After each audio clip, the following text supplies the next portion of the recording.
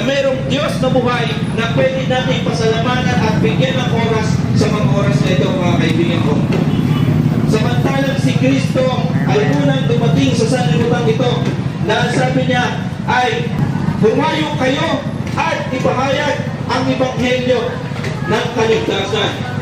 At ituro ninyo sa kanila ang itinuro ko sa inyo.